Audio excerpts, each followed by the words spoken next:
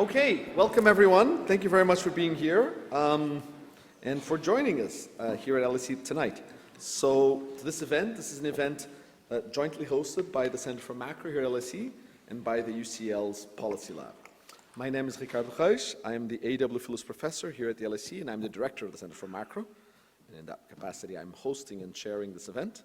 I'm very pleased to be joined by two fantastic speakers insofar as beyond being wonderful intellectuals, but two people who have been thinking about this topic for really very deeply for now quite a few years. And so we really in some ways have the experts in the room to think about this topic.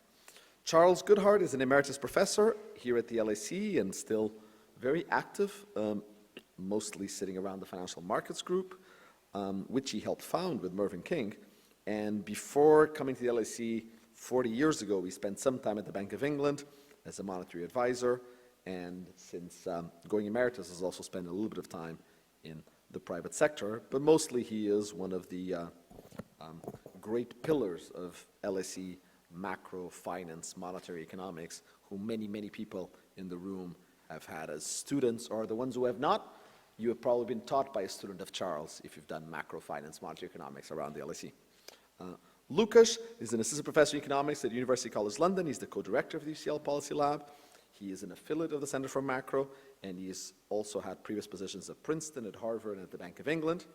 And he's done a lot of work on long-run growth and trends, as well as in, as well as on this topic of R-star and many others. This evening, we're going to discuss contrasting views offered by their research on what R-star is today, how it's changed, and what it will be in a few years. So the topic is going to be, what are the drivers of interest rates, where interest rates are going to be in the future, are they in the right place where they should be, but especially using economic theory to try and make sense of why interest rates are where they are and where we think they'll evolve. I have some things that I have to say, so Twitter or X users in the audience, the hashtag is hashtag LSECFM. The event is being recorded and will be made available pretty soon in the usual LSE channels. And we will, the order of play is that each of the speakers is going to have an intervention. Then the three of us will join in a back and forth and a dialogue on this topic. All of us have some views on it. And then I'll open it to the floor and take some questions. Before we conclude, we hope to conclude by 7, 10, 15, the latest. With that in mind, the first speaker is going to be Charles. Oh, no, I thought it was Łukasz. Yes, Łukasz Reis is going to be the first speaker. And so, welcome to Łukasz.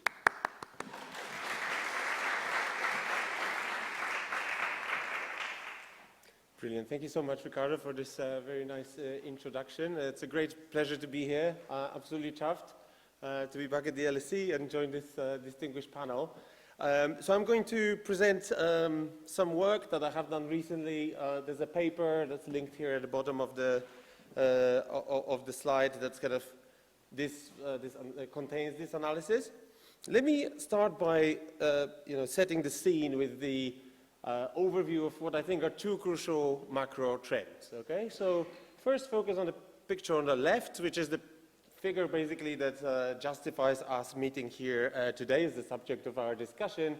This shows the real 10-year government bond yields, and so a measure of a real-term real interest rates across 6 advanced economies. So I'm going to take an advanced economy perspective today, and you can see that since about the 80s, these real long-term real interest rates in advanced economies continue to this steady decline, okay? And they have declined by about 6-7 percentage points right up until the COVID pandemic.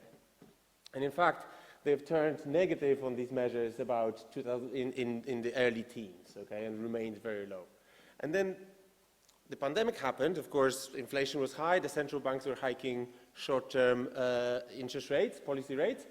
But actually, long-term interest rates have also shot up quite significantly. And so this obviously begs the question of, are we done with the 30 years of decline? Is it the end of the period that was called secular stagnation of the very low interest rates? Is this a turning point? So this is, I think, a very interesting and exciting time to meet and discuss these questions.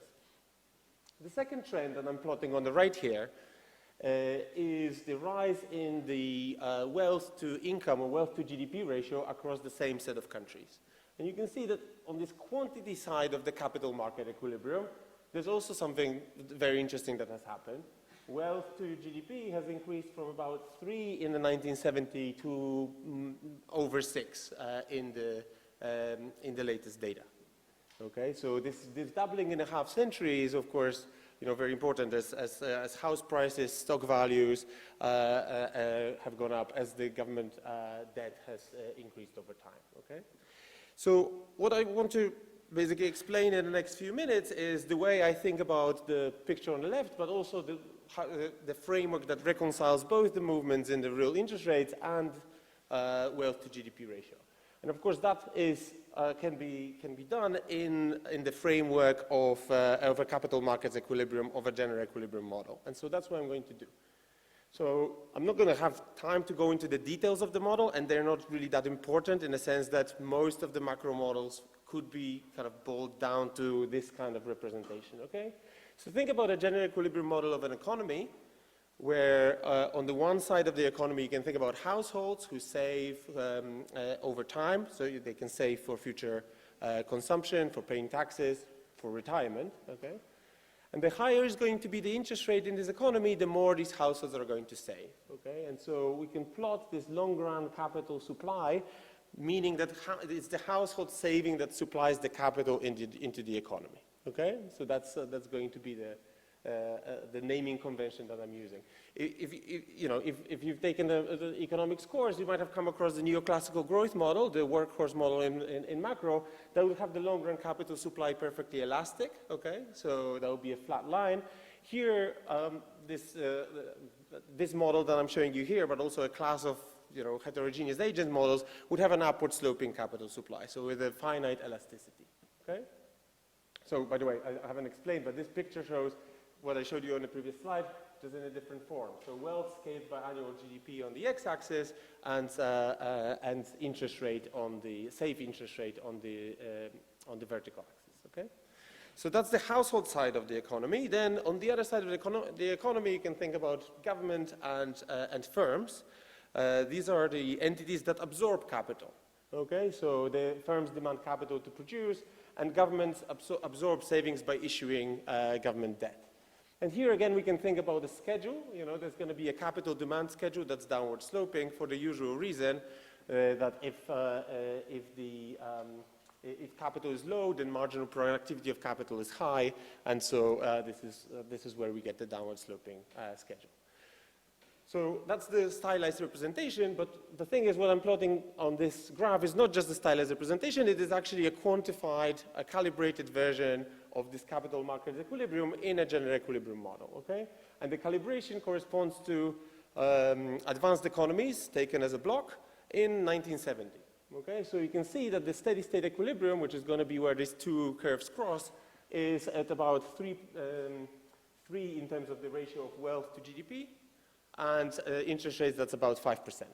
Okay, so if you go back 50 years from now, sorry. So let me backtrack. So the nice thing about this framework is that it can be used to analyze a set of a large set of trends, basically, that have occurred in the macroeconomy. So I'm listing all these trends that I'm going to sort of plug into my model. So you can see that there's some trends that correspond to government policy, like government debt, social security, taxation.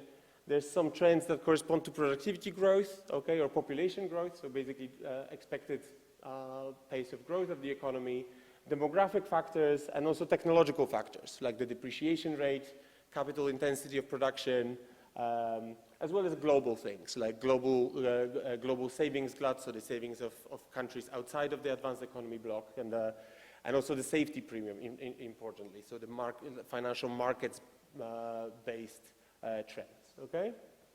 If I take you now back to 1970, the economy was growing quite strong, so if you add per capita productivity growth, basically, and population growth, you get to numbers like 4% in terms of what then was assessed as a trend productivity growth.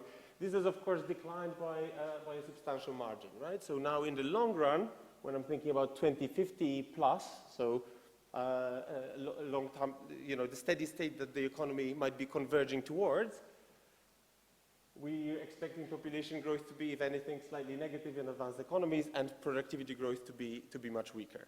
Now, these numbers in the 2050 column here, they include this business as usual projection, sort of thinking about how we might have thought about the economy maybe just before the COVID pandemic. And then I'm going to come back to how our thinking might have changed since then as a result of some of the developments that we have seen. Okay? But for now, what I'm going to call business as usual projection is sort of thinking about demographic factors, productivity, market power, etc. I'll be more specific about that in a minute. Okay, anyway, so growth was strong in the 70s, not so strong in the steady state that we're heading to now in this business as usual projection. That's going to push down on interest rates, as I'll show you in a minute. But there's other interesting things. So demographic factors, just to illustrate how important they are. Back in the 70s, an average worker would have expected to spend about 7 years in retirement. In the long run now, it's more like 23. Dramatic change in life expectancy, not so much a change in the retirement age, which results in a much, much longer retirement. Big changes in the safety premium. So Ricardo's done a lot of work on this, that the risky rate of return have appeared not to have declined as fast as the safe rate. And so the premium between the two rates has increased. And then government policies finally at the top, big change as well. Much larger government indebtedness, much bigger outlays on things like social security, okay?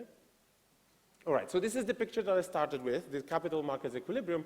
If I now plug in all of these trends into my model, what happens is we observe big shifts in both capital demand, so the blue curve, but particularly in the capital supply schedule, okay?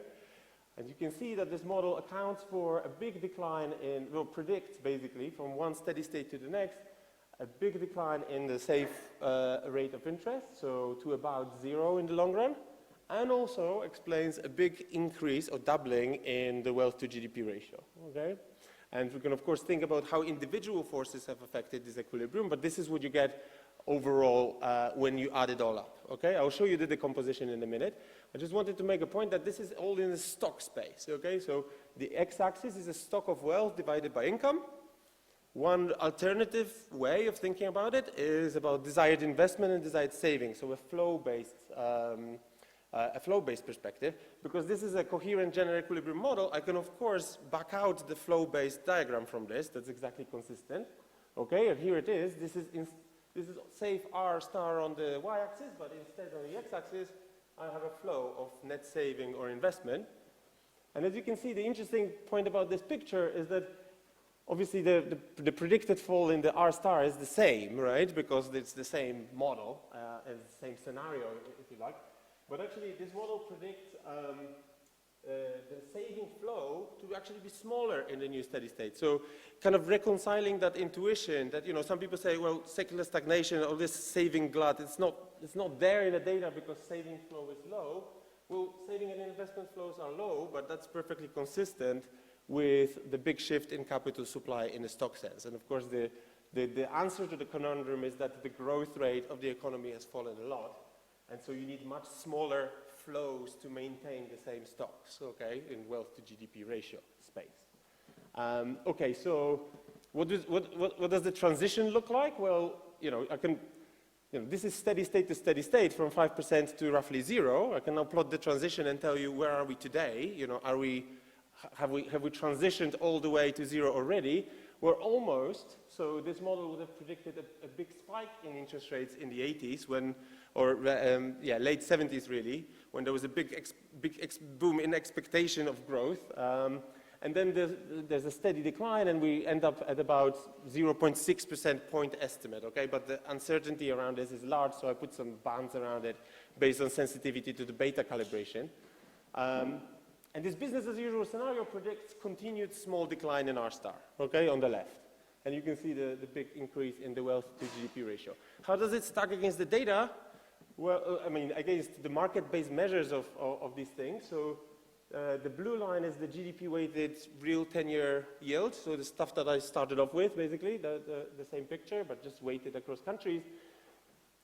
One interpretation of what's been happening is that the markets got a little bit ahead of themselves in the run-up to the COVID pandemic, and then the recent increase, it sort of brings the market roughly to where interest rates are anyway.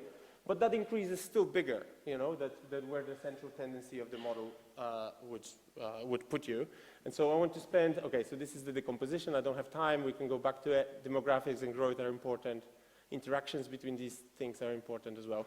But I just want to spend, like, because I'm probably doing really bad on time, I just want to spend the last 2 minutes on going beyond this business as usual, okay? Because this is about our interest rates going to be high now. Is this a turning point? So going beyond this business as usual scenario, I'm going to provide you with 2 useful things, because I don't have a crystal ball. I'm not going to tell you where interest rates are going to go, but I'm going to provide you with 2 useful things. One is sensitivities, so the multipliers from your favorite exogenous driver to R star, and then combining these sensitivities into kind of scenario analysis, okay? So on sensitivities, this is a very busy chart that you can't digest, but basically if you pick like your favorite exogenous thing, for example, you think government indebtedness is the main thing, okay? Then you're going to look at this panel here, and it shows you that 1 percentage point increase in government debt to GDP ratio forever is increasing interest rate by a certain amount. So here 2 basis points, between 1 and 2 basis points. Now, each picture, each panel is showing 2 lines because this model predicts different sensitivity in the 70s to today. So in particular, if you look at the government debt picture, the sensitivity to government indebtedness is actually like about half of what it now, or in the new steady state, relative to what it was earlier. And that's because these curves, you know, we're in a different point of crossing of these curves. So, you know, the slopes are different. So the sensitivity to government debt has declined according to this analysis, okay? And you can combine these sensitivities to form some scenarios, and in the paper I have 6 scenarios. You know, they're only as good as, you know, the idea here is that I'm going to combine it in such a way that you can then go and say, you know, I think debt is going to be much bigger, but then it gives you a bit of a sense quantitatively, you know, of what might happen to interest rates, okay? So again, I don't have time. We can in Q&A we can go into details, but let me just pick maybe on the AI scenario. So the AI scenario has much faster productivity growth, okay? 75 basis points per year for faster productivity growth, which is a lot, but it's in the ballpark of these guesstimates that people have produced on AI. But it also has higher concentrations, so higher markups. And higher capital intensity, so meaning, you know, AI maybe is going to automate some tasks, okay? So combining these 3 things, we can then plot we can quantify them and plot the response of natural interest rate, and that's the exercise I'm repeating 6 times here. What do we get? Relative to the business as usual, most of these scenarios work on the upside. This is by construction. I picked upside risk scenarios. This is not some unbiased band around R star, okay? I picked upside risks, although actually one of them turns out to be a downside risk exposed, the intangibles one. But what you see is like some of these scenarios, they're quite powerful. They can lift R star by about 1 percentage point or so, especially the inflation risk scenario and the AI scenario. But to get back to sort of levels of pre-global financial crisis, you need to combine some of these scenarios. Or of course, you can think that individually these forces are more powerful than I have assumed.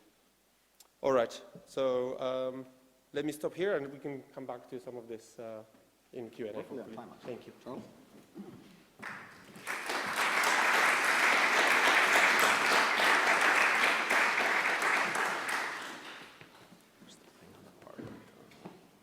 Oh, I don't use PowerPoint. This one. I stand in awe of the technical expertise of Rupesh said. But if you were actually capable of following a complicated model with calibration like that, you're a lot better than I am. What I would actually suggest, and I really mean it, that you read the paper. This is the frontispiece of it. It's a Brookings paper. And of its kind, it's very good. Having said that, I don't like this genre very much. One of the reasons that I don't like this particular genre is that it focuses almost very largely, not entirely, of course, and it does talk about the government, but this genre focuses primarily on the savings and consumption of private sector of households. Whereas if we're talking about the interest rates that actually people care about, it's the rate on government debt. It's the bank rate that is going to be set next Thursday. It's the rate on gilt-edged or 10-year bond rates. And for that, you really need to focus much more on what is happening to the public sector. And what has been happening to the public sector in recent years is really quite extreme. I hope I'm not being too unkind, but I think that in the Brookings model, the premium or the wedge between the rate of interest the private sector borrowers face and the rate on the public sector is taken as largely exogenous. It's not exogenous. It is strictly endogenous, and it depends very largely on exactly how safe you think the public sector is. And you've probably seen, if you haven't seen, you also ought to read The Economist of about a fortnight ago, talking about the current debt emergency. The fiscal position as we have it at the moment is unsustainable. I'm going to talk about why it's going to be very difficult to sustain it. And that means that there is a danger of inflation in many cases, a danger even of default. Some of you will have noted, and those of you who haven't should note, that in France, where the problems are particularly acute, the interest rate that the best companies can borrow at is now lower than the interest rate on trésors.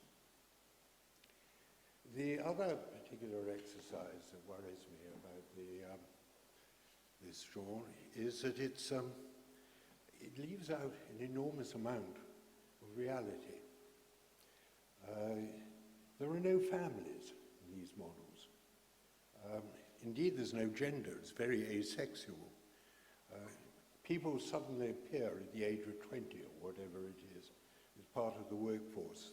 There's no need for parenting or education or anything like that. But actually, what is left out is even more extreme. The one that I'm particularly concerned about is the problem of health. Again, to talk about the models, there's some rather splendid assumptions in the models. For example, workers switch into being retirees randomly, and retirees die randomly. So that if you're 69 and I'm 89, your expectation of life is exactly the same as my expectation of life. But it's even worse than that, because there's no ill health. Nobody gets ill. Nobody gets incapacitated. Now, I put up here a very nice chart from the FT. And what you can see is that, of course, that workers earn income and pay tax. And when you get older, particularly if you are incapacitated, the amount that the government has to spend on you is enormous. And it's also not only enormous, it's very varied. The government doesn't spend much on me because my cognitive abilities are just beginning to erode rapidly.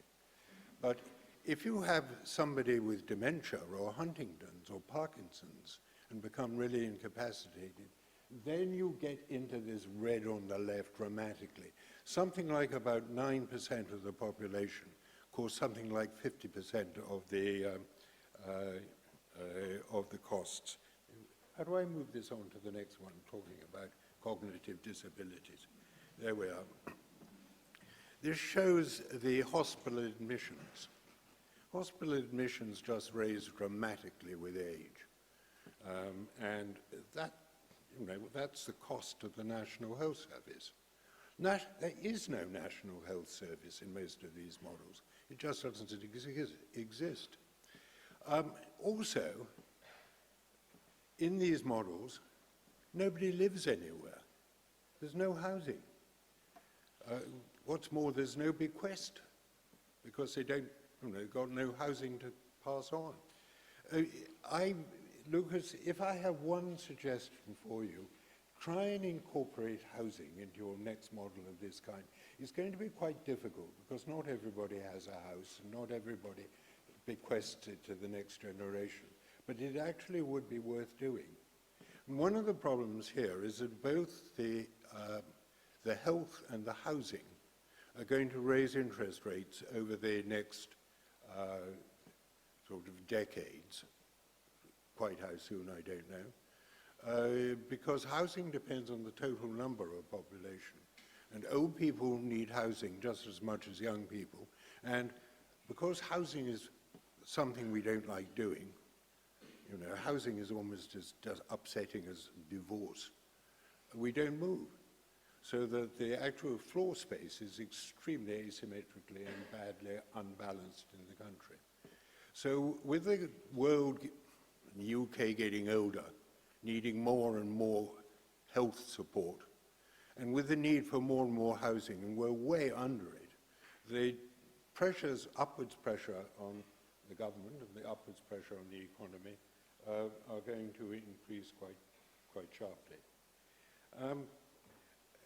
Let me change tack towards the end. Rather a long time ago, our subject was known as political economy. In recent decades, the politics have disappeared. Unfortunately, perhaps we are moving into a world in which the political interactions between monetary and fiscal policy are going to become much more important and much more extreme. Given that the fiscal position is so dire, we need to cut back. But cutting public expenditure and raising taxation is hideously difficult politically. You know what you ought to do, but how do you get re-elected if you do it? Now, if you raise interest rates, it raises I and it lowers growth. And that makes everything just that much worse. So what every government is now going to do, and you can see it with Trump, you can see it with Rachel Reeves, you can see it with in the Treasury, is they're going to try and put as much pressure as they can on the banks and the central bank to keep interest rates down. And here I mean nominal interest rates down as much as they can. And that's going to cause all kinds of problems. And what they will do when inflation starts to rise is they will turn to repression. I think we may well get back to a prices and incomes policy. It's going to be, the future is very likely going to be much like the 1960s, 60s and 70s. Then the problem was that we tried to keep unemployment below U-star, the equilibrium rate. Now, we're going to try and keep interest rates below the equilibrium interest rate that would actually maintain inflation. Now, what's going to happen, I don't know. It's going to be a political outcome. And I think that in a fight between the government and the central bank, the government will always win, except for the ECB. And that actually means that the likelihood is that interest rates will be lower than they should be. And don't talk about equilibrium. We're miles away from equilibrium. We ain't going to be in equilibrium if we get back to anything that can be described as equilibrium for a decade or two, we'll be jolly fortunate. Well, that's enough from me.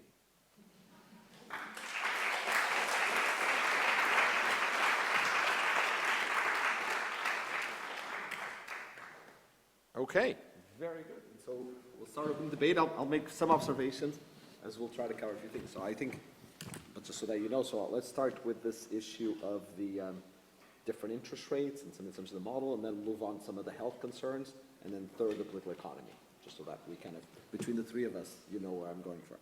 So on this issue of different interest rates, and focusing a little bit on, we're not picking on Lucas, but because he had the virtue of, especially for the grad students, the virtue of having a model is that we can actually have a discussion about what you did, and that's wonderful that you did. The model and the approach that we've had to think about this R-star is very much based on a global model, right? You had savings, you had investment at the world level in some ways. And so we thought about, you're thinking about one R-star here and there. Think about a world, and so let me boldly claim that's the world we're walking towards, where financial repression becomes more and more the norm in the sense of more and more segmentation of savings and capital markets. That in a world in which countries have a lot of external debt, where governments have a lot of public debt, Charles alluded to this, it's going to become extremely tempting to go back to the financial repression of Bretton Woods, where I try to control capital flows, where I try to keep domestic savings here in order to finance my own debt. That's a world that starts deviating and kind of almost melts a diagram like. I'm breaking your diagram into a few of these, and all of a sudden I'm going to have different R-stars across different borders because we don't have the capital flows to equate them. That is a new version of, there's different R's, and you're fed up of listening to me talk about different R's and capital and bonds and others, but that's another version of different R's. And how, Lucas, would you think about that world? And let's take for given that indeed we have some fragmentation of capital markets. In terms of the forces you said, does that mean that I need to start thinking a little more about the different demographics of the UK versus Japan versus the US versus Singapore, or the different productivity trends and whatnot? And if so, would your predictions of R-star just fan out to the point where some will go down, some will go up, or do you think that there's an underlying force?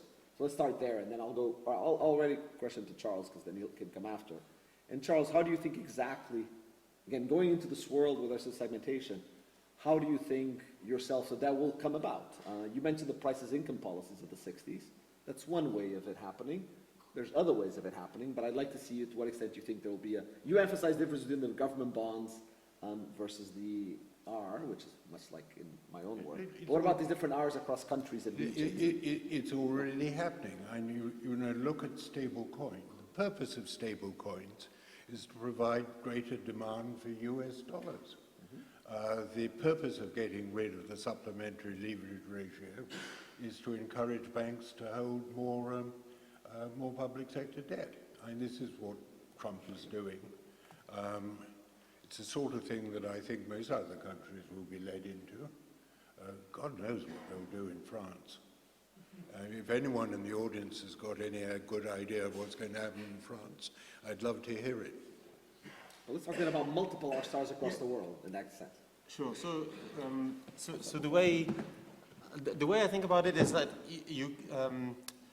there's this useful concept of advanced economy R-star that acts as an anchor to individual country R-stars. Now, how strong an anchor it will depend on the strength of this of integration and the degree of integration, the seamlessness through which the capital flows across borders. And I think what we have observed over the past several decades, right, three decades or so, is further and further integration. And so that over time, that advanced economy R-star has become a stronger of an anchor, right? And we can measure it in various ways. We can measure it as just the dispersion of financial markets implied interest rates. We can measure it in terms of correlation between domestic saving and domestic investment, which should be falling if the countries are trading internationally and funding each other's investments, right? Now, it's perfectly possible, and indeed, like in one of my deglobalization scenarios, we have this sort of fanning out. And so the way I would think about it, and this is still work in progress, but basically you can think about this kind of model applied at the country level would imply an autarky R-star, right? Autarky R-star for the UK, for the US, if you just plug in the exogenous drivers for each of these individual countries. Now, the actual R-star for UK is going to be some sort of weighted average, loosely speaking, between this advanced economy R-star and this autarky rate, right? And the weight that you want to attach to either of these two to get that weighted average will be a function of this integration. And so basically, I think it's still useful to do the autarky exercise and think about how those weights basically change over time based on your view on this disintegration. So I think that's kind of the way to go. So I wouldn't go as far as saying, you know, if for every country that I'm considering, this is the R star in that country. And then if I can just touch on two other dimensions of like which R star we're talking about. So there's a horizon dimension, right, which is very important. So I didn't stress that enough maybe in my opening remarks, but I'm thinking about, you know, the horizon is about like, is it a short-term R star or long-term R star or medium-term R star? Basically, the horizon that you're talking about depends on what kind of stuff you put in your model, okay? If I put like purely cyclical shocks in my model, I'm going to be talking about short-run R star.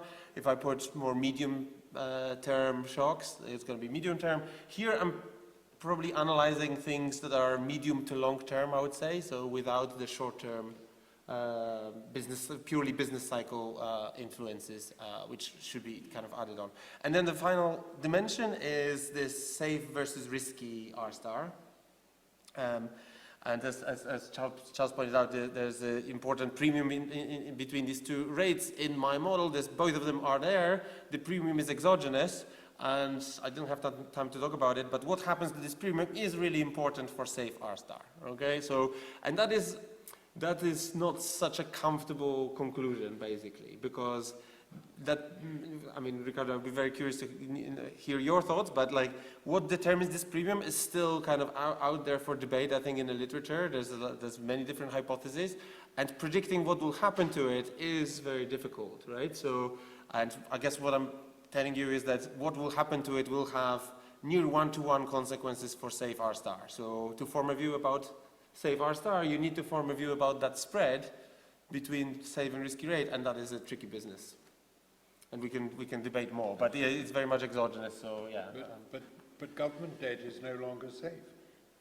Right, so, you know, when we say safe assets, you know, we refer to credit risk, but of course government bonds have multitude of other risks, and in the paper I have this chart which I think is quite fascinating.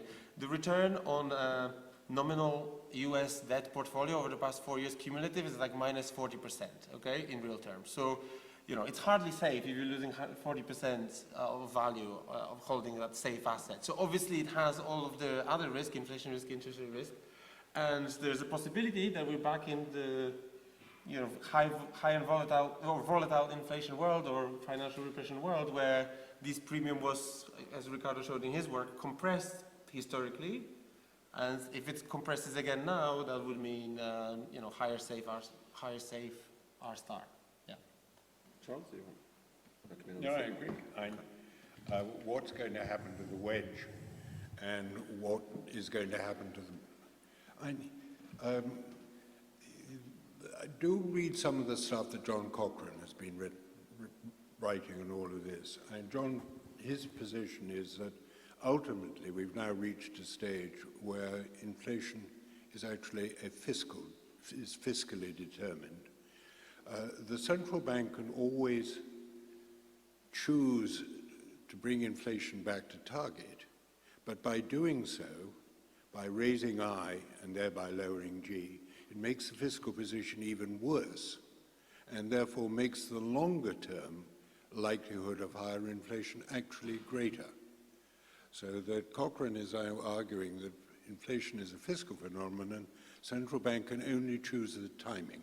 Quite a lot of his papers on this are actually very interesting, particularly at a time when it is so difficult to get from fiscal unsustainability to fiscal sustainability in a democratic society.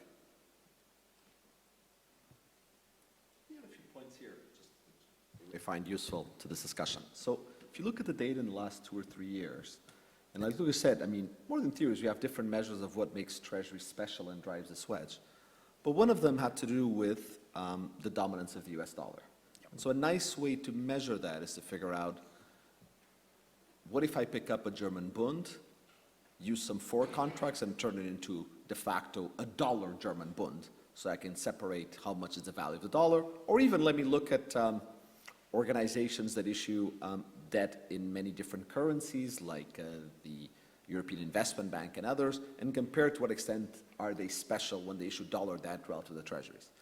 And so when you look at those measures, it is interesting that in the last 2 or 3 years, the specialness of US Treasuries has really taken quite a bit of a hit. Meaning the US now borrows more expensive than Germany when converting the Bund into a dollar bond. So that has shifted, and that's beyond theory, that's just a measure of a little bit of reversals. And likewise, when you look at, again, the cost of these conversions, which are cross-currency basis, there's been quite a significant shift in that. And so in the sense of the US being special in its assets, in the last 6 months, it's remarkable how quickly it's actually lost its specialness, or at least the discounts that it earns.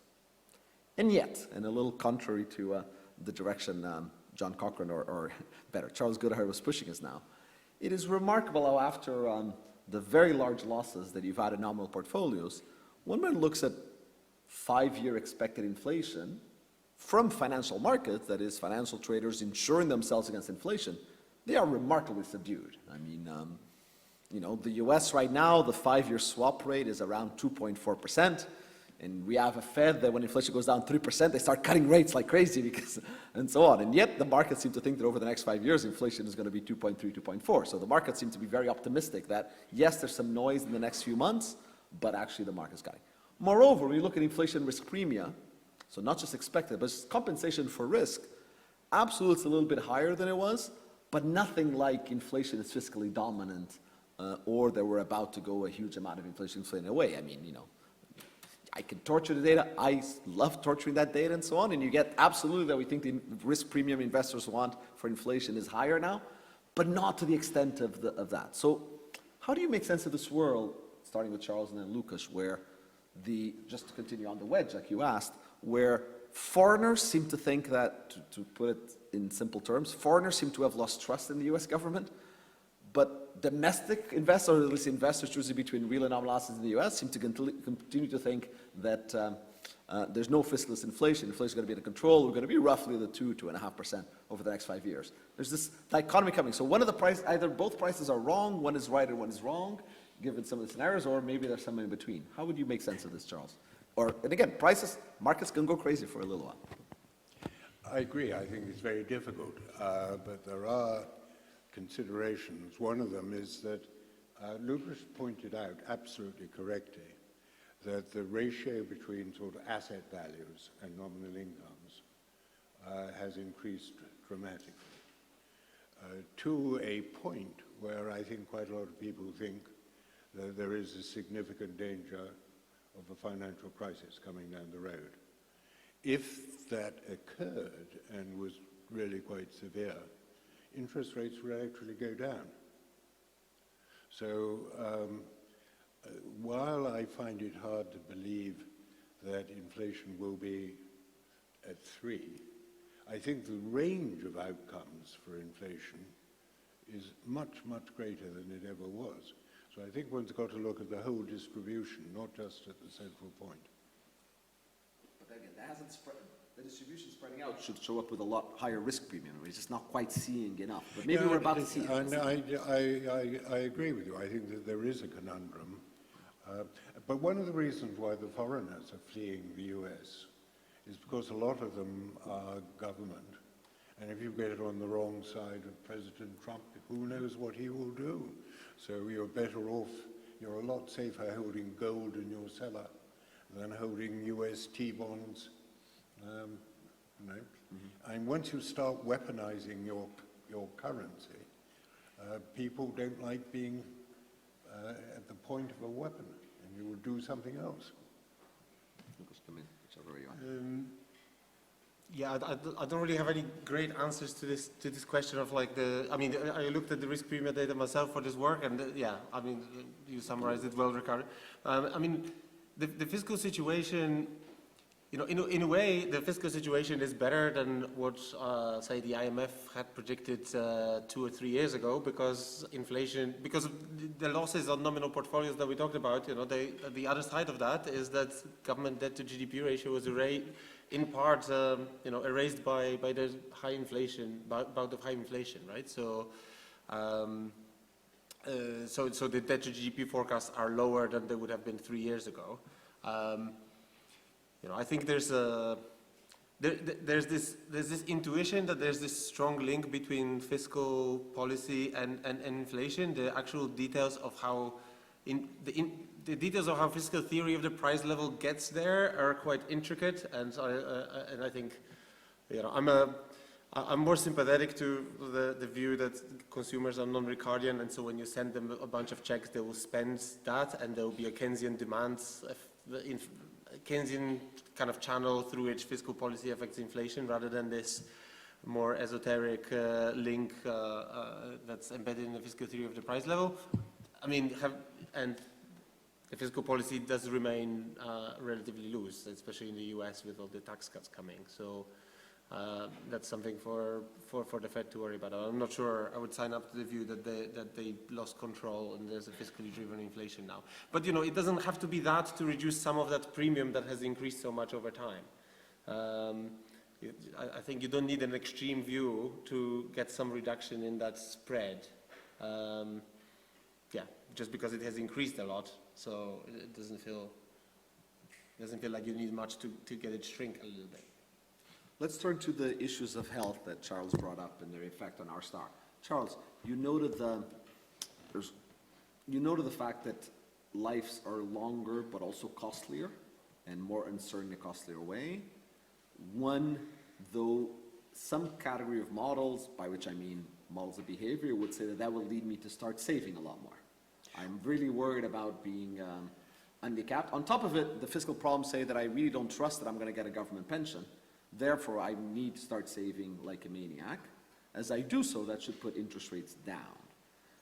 Now, at the same time, and both Charles and Lucas, of course, taking seriously like you want us to, and so I want to in the next 5 minutes, these issues about longevity and risk and health, come with the great uncertainty on technological development when it comes to health, and especially the extent to which some people in this field will say, or certainly Andrew Scott and many others have written on how, while we've had a lot of technological innovation to increase life expectancy, we've pretty much hit a limit there, and all technological innovation now in health is on improving quality of life, reducing the cost of these great advancements. And so actually, looking ahead, the forces that you were raising are now changing towards it being cheaper, all technology advance being on how I take care of an 85-year-old better, how to improve quality of life, and in that direction actually go towards, again, the R-star. So here's two objections to, just on focusing, of course, on the R-star. Tell me where I'm wrong as a reader of the literature, and then I'll go to Lucas. The idea that technology is going to help looking after the aged is not true. There have been several studies in Japan which have tried to use robots, and actually, after a bit, the robots have been discarded because they've actually more trouble looking after them and keeping them going than they actually improve things for their carers. I think that there's a very interesting issue. The problem with health is that it only affects a small proportion of people, a relatively small proportion of people. And for example, it hasn't affected me. It killed my older brother. And I think that the proportion of those who get cognitive dementia, in effect, is quite small. The majority of people won't, and at the moment it's random. You probably will be able to tell, but would you go to find out? I wonder. If you don't know whether you're going to get it, my gut feeling is that the average person will say, it's only a small probability, and if I get it, and get it badly, the state will look after me anyhow. So I'm not going to save that much more. The question about the interaction between the incidence of dementia and the propensity to save is, I think, a very interesting one, and one in which, because so many models take no notice whatsoever of health, is vastly under-researched. Lucas, what do you think? Health and R-star more general. Let's focus on health and R-star since. Sure. So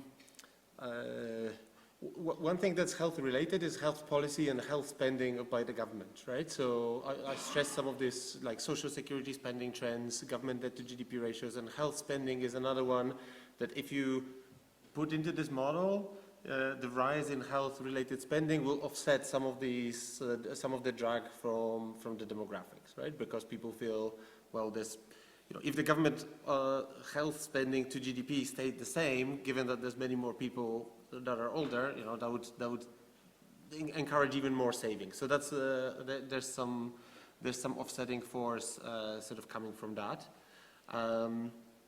But I agree with you in the sense, the uncertainty that the health situation presents leads to some precautionary saving. And if you look at the age wealth profiles in the individual data, you see that old people do not decumulate assets as fast as some of our models would have predicted, right? So people tend to stay, keep that cushion for a long time, basically, even until they're really quite old. And perhaps some of this is bequest, but perhaps some of this is that continuous sort of uncertainty that sort of lingers on from the health side. So I think when we have these models of behavior, we want to get that age wealth profile roughly right, not declining too fast towards the end of life, not to avoid that implication of fast dissaving. But a lot of bequests are housing, and you've got to live somewhere. And when you die,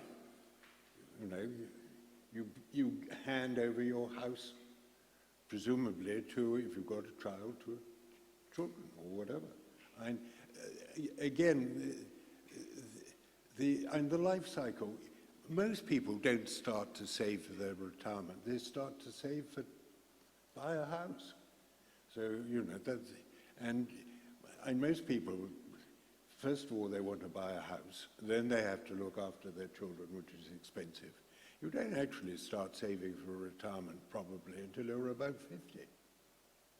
And getting the life cycle right, including housing and children, is something that hasn't actually been done properly. Let's start from there to the political economy, before I open to the audience, or some of the difficult challenges here. And this has come up twice in our discussion so far. One is the intergenerational issues. The political economy of just thinking about, as we think about wealth transmission, or whether we will have a National Health Service looking after the 90-year-old who didn't save appropriately for it, as you had just highlighted, or not, as well as on that and how Lucas was noting, the extent to which we have an over-increasing distortion taxation that affects productivity growth being another concern. At the same time, we also have the issues that we were raising earlier. To what extent are we moving to a world of fragmentation, of national conflict, which stops the capital flows in the different ways you see it? How do you see, given that we spent the last 20 minutes discussing these different perspectives from segmentation, integration and not, how do you see in terms of your main factors, Lucas, since you had kind of this very nice exercise decomposing them? What do you see are the political risks in terms of the equilibrium society, whether it regards taxation, taking care of the old, or segmentation of markets? Just focus on those instances we've been talking about, playing out.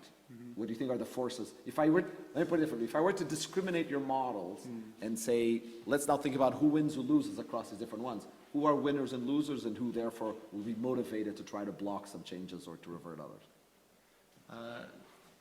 So that's a difficult question that I don't think I've got a full answer to, but one thing that I thought was a natural sort of scenario to consider, given the, given that we live in democracies and it's one person, one vote, and there's a greater share of people that are old, like there's going to be greater political power resting in that part of the population, right? And so one scenario that might come out of that is greater social security spending, greater healthcare spending, financed by partly by greater taxation and partly by further increases in debt. And so there you get sort of this this double whammy of sort of increasing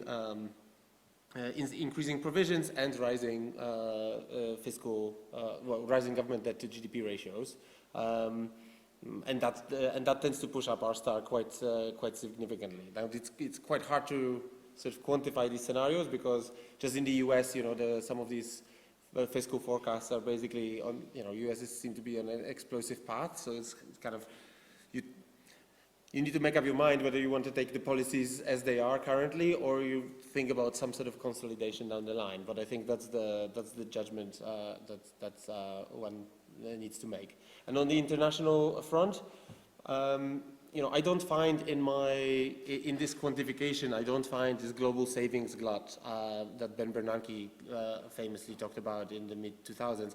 I don't find that to be the main quantitative driver of R-star. So, in advanced economy, for advanced economy bloc, wealth to GDP ratio goes from 300% to 650% of GDP, and the inflow of foreign savings is worth about maybe 15 to 20%. So it is just not big enough for the bloc as a whole to be a major driver.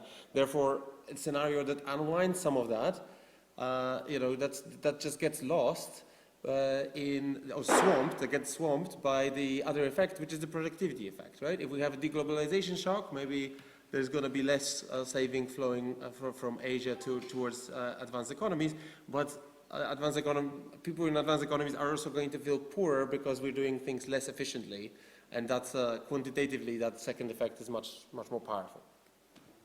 Charles? In demography, we used to think of population pyramids when there were many more young people than old, like that. In about 25 years, it's going to reverse.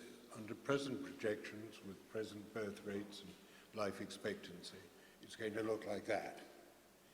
And it's going to look like that in such a way that the present structure of our society is simply not going to be sustainable. It's going to be actually far worse. Poland is one of the countries, your country, where it's going to be bad. China is going to be terrible. And under those circumstances, the idea that the present kind of arrangement whereby you can provide, the state can provide pensions and health care, just isn't going to be true. It isn't going to work. What I think is going to happen in the longer term, some of you may be around to see it, I won't be, is that the state will have to withdraw from providing funding and assistance for the old, in which case the very low fertility rates will start changing and rising again, because you will have children, as they had in past centuries, to provide assistance for you in your old age. Your children in 25, 30, 35, 40 years will be your pension, your carers, because the state won't be able to do it any longer. So that the low fertility, well below the rates of sustainability, the low fertility rates which we see, and if anything is still going down, will start reversing in about 30 years, because the state will draw back and the family will become the unit of support. Very good. Let me open it to the audience. So if you'd like to ask a question, please put your hand up. I'll try to collect a couple so that we go about it, but take your time. But I'm going to start there. A gentleman over there. Yep. Oh, if you could, sorry, I should have said as always, please just say your name and affiliation. It helps a little bit just to frame here from the side. Ali. Oliver Bush, Bank of England. Thank you all for absolutely fascinating conversation. Privileged to be here. Charles paints a picture which feels very uncomfortable for central bankers. So I just wonder, all three of you, do you have any advice for central banks in a world of fiscal stress? And there was, yeah, it was next to you, exactly. And there was a third one. My name is Thailand Turkmen. I'm a postgraduate student here at the Department of Economics. And my question is, I want to pivot to emerging markets and how the high R-star relates to that. So we've seen that R-star is rising again in developed economies, partly because of large fiscal deficits, higher investment needs, and even geopolitical risks. Given that, do you think the traditional gap in R-star between developed and emerging markets, especially with respect to risk premia, is starting to narrow? And if that's the case, how could central banks in emerging markets could work through credibility or coordination with fiscal policy to address this problem? Okay, and then there was someone else next to you, right? Oh, yes, that's the lady there. Thank you. Hello, thank you for your talk. So my question was, Like, do you believe that raising the target inflation rate is a viable solution, considering that there are like more inflationary pressures coming from climate change and like extreme weather events and supply shocks? And will they give enough like flexibility for monetary policy? Very good. Okay, so let's stop there. Yeah, I'll ask them and then I'll go back. So, this is for Charles to hear. Questions on what should the central bank or the Bank of England do about some of these challenges?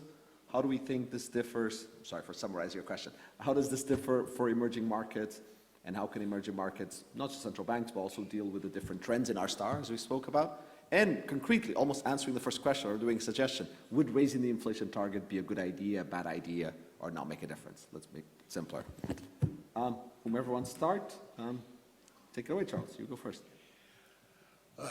There's very little that central banks can do about it, because you are effectively, your independence is a creature of government, and government can change that, and is doing so in the US. And I think other countries, again, the ECB is protected by a treaty, though, I wonder what will happen in France, and how that will go. Emerging markets are so different. Africa still has a very high birth rate. Nigeria is going to have a larger population than the US within a couple of decades. Africa is going, and policies towards Africa are going to become enormously important, because that's where all the people are going to be. And nobody has really mentioned immigration at all. But if we don't get immigration, the decline in our workforce, because of the very low birth rate, is going to be even faster. And that means that the tax base and the ability to grow will become more and more rapidly eroded. And I didn't really catch the third. Raising the inflation target. So raising the inflation target?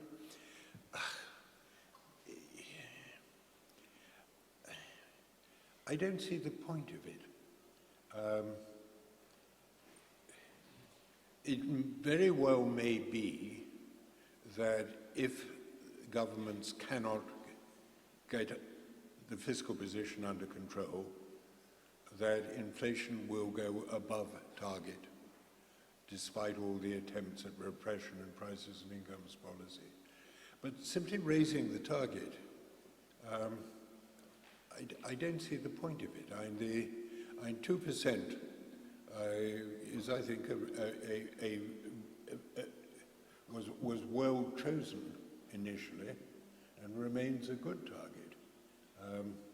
We may not be able to hit it, but because what we want to achieve is increasingly difficult to hit, doesn't mean that we should change what is a good target. Just briefly, let me just pick up on the inflation target one. So I guess the rationale would be of raising the inflation target would be to try to basically minimize the frequency of being stuck at the effective lower bound. I think there's a lot of uncertainty right now, given what this tumultuous period that we've just gone through, and these risks that we've been discussing about where safe R-star is going to go over the next few years. So I think that the argument for raising the inflation target to me seemed stronger a few years back than currently. I would, especially given we just gone through this inflation that seemed to have a massive political and other ramifications. So it seems Great. Let me have a very different take on all three questions. I'm going to answer the three questions as well. On monetary policy, I'm quite worried that the increase in R-star, and because it's being associated with the safety wedges that we talked about, comes at the same time as, and Lucas made this point very effectively, that the high R-star in the future comes with a low R-star in the near horizon, in the policy rates. That actually equilibrium rates for central banks will be low at the same time as equilibrium rates for government bonds are relatively high. In other words, there's be an elevated term premium. I think that's a very dangerous scenario, because this is a scenario where, unlike in the last 15 years, we'll have monetary policy enabled to stimulate aggregate demand, but fiscal policy cannot help because of the very high interest rates that we have. So I always worry that in central banking, as with many things in life, people fight the last war and forget the one before. And I worry that a few years ago, we were fighting the war of how could we ever get inflation up? It's just so very hard. And then it turned out it wasn't so hard. But likewise now, I think we're all forgetting about zero lower bound, forward guidance. All these unconventional policies are a thing of the past, never to do again. And I worry that we'll actually rediscover that they're going to be very important because of a lack of aggregate demand. Emerging markets, if we're going to a world of financial repression and segmentation, then that is a world of deglobalization, not just in trade but in finance. It does remind you of the 1930s and others. That is a world in which you have to navigate that very, very carefully insofar as these capital flows tend to affect those countries in a particularly big way. Particularly if we think that, going back to a previous comment, the dollar becomes less dominant, and to what extent you find yourself in different currency areas can make a very big difference for exchange rates and adjustments. Yes, for exchange rates and adjustments and which place you put yourself. At the same time, in a world of financial repression, it's a world where euro, dollar, and offshore markets arise. So I'm bullish on Abu Dhabi and Qatar and Singapore, even as I'm bearish on especially countries that rely on exchange rate stability and large capital flows like Brazil and Argentina. And on raising the inflation target, here's where I'm going to disagree with the two of my previous speakers. I foresee that in a very grim world, which is the world that I see, sorry, I'm very pessimistic, we're going to raise the inflation target and it's going to be very effective, and it is going to matter. Why?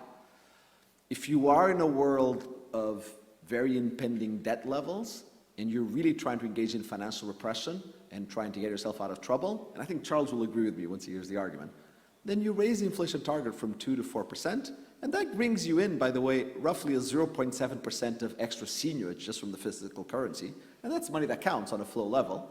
And 2, you put a ceiling on interest rates. You put a ceiling on long-term interest rates, you raise financial repression, you try to bound them, you bring in the central bank to do it, like the Fed did between 1945 and 1950.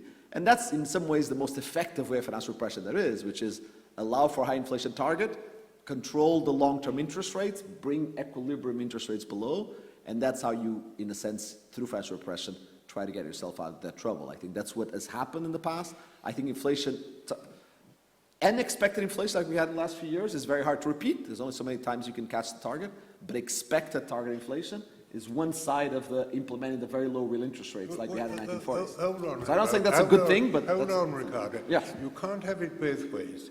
You said that one of the things that is remarkable is that expectations have remained stable. Exactly. If expectations have remained stable, we can have unexpected inflation. We're about to have unexpected inflation. I agree, absolutely. But Equally, I would agree with you that it is perfectly possible that we could have a major financial crisis. And if we had a major financial crisis, it could make things so bad that we could go back to hitting the zero lower bound. But I don't want to raise the inflation target simply because of the risk of having it. I was saying, raising inflation target may be in an extreme scenario of financial repression, that comes with saying, let's go for higher inflation as a part of exactly leading to the low real interest rates that cause that. But higher inflation will just get into expectations. And, you know, your long-term interest rates will go up. Unless inevitably, it's the other side of the precedent. Won't do you much good. Like in the 1940s, that's how the Fed did. How do you engineer the low real interest rates on the debt? It's precisely by raising inflation. Look, in the 1940s, people still believed in the gold standard. And remember, they'd had deflation in America for years and years and years. It actually wasn't until the 1960s that people began to think that there was a likelihood of continuous upwards inflation. Let me open it just to the last round, because then we're going to have to conclude at 7:10. But any other 2 or 3 questions? I disagree with that, but 2 or 3 questions. Go ahead. So hi, I'm William. So this is a little more targeted at Rachel, your model. I'm very curious how you would look at climate change in affecting real R, because I can see 2 ways of it having a heavy influence.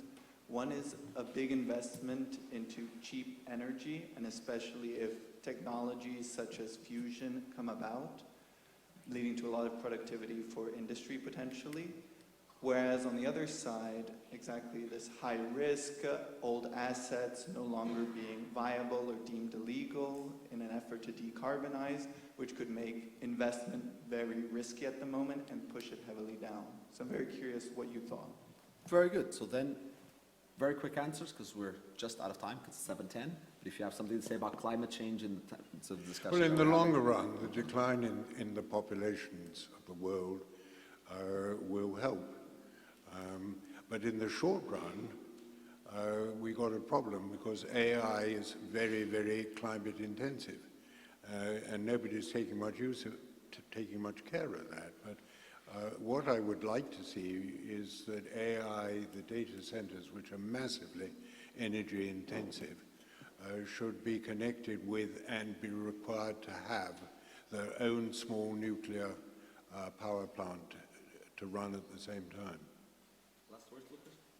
On climate, you need to be precise about whether you think it's the cooking of the planet, or is it transition to net zero, or some combination of the two. So I think that's that's up for grabs. We don't know what's going to happen there.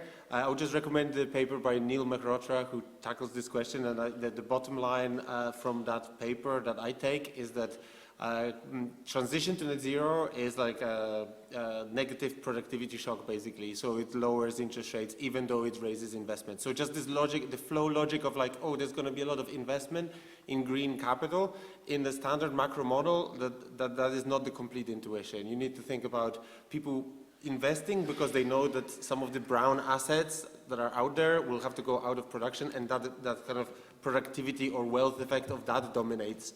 And so you get lower interest rate along the transition. And I really like that paper because it makes that very clearly, so check it out. Neil's a fantastic guy, my former student, Neil. So. Very good. So I'm going to have to stop because 7:10. Neil Mehrotra, Minneapolis Fed. Mehrotra. Very good. Well, thank you so much. Please join me in thanking our speakers.